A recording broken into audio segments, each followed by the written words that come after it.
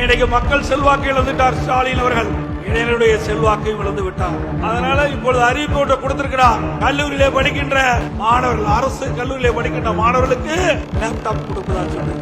தொடர்ந்து 4 ஆண்டு காலம் சட்டமன்றத்தில் அழுத்தம் கொடுத்தோம். அனைத்து இந்திய அண்ணா திராவிட முன்னேற்ற கழக அரசு இருக்கின்ற பொழுது, இளைஞர் புரட்சி தலைவி அம்மா இருக்கின்ற பொழுது அரசு பள்ளி படிக்கின்ற மாணவர்களுக்கு ஒரு விஞ்ஞான கல்வி கொடுக்க வேண்டும், அறிவுபூர்வமான கல்வி கிடைக்க வேண்டும். அதற்காக மடிக்கணினி திட்டத்தை கொண்டு வந்தார்கள்.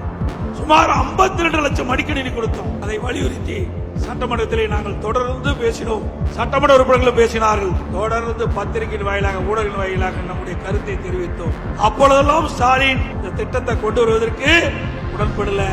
இன்றைக்கு மக்கள் செல்வாக்கு இழந்த காரணத்தினாலே, இளைஞருடைய செல்வாக்கு இழந்த காரணத்தினாலே அடுத்த ஆண்டு சட்டமன்ற தேர்தல் நடைபெறுகிறதை முன்னிட்டு 10 லட்சம் மாணவர்களுக்கு, அரசு கல்லூரியிலே படிக்கின்ற மாணவர்களுக்கு லேப்டாப் கொடுப்பதாக அறிவிச்சிருக்கிறார். மாணவர்களுடைய நலன் கருதி கொடுக்கல. அடுத்த ஆண்டு நடைபெற்ற சட்டமன்ற பொதுத் தேர்தலில் அந்த இளைஞர்களுடைய வாக்கு கிடைக்க என்பதற்காக இந்த 10 லட்சம் லேப்டாப் கொடுக்குறீங்க. இந்த கல்லூரி திறப்பதற்கு முன்பே கொடுத்திருந்தா அவருக்கு பயனுள்ளதா இருந்திருக்கும். ஆனா கல்லூரி திறந்து 5 மாதம் கழித்து இப்ப கொடுக்குறீங்க.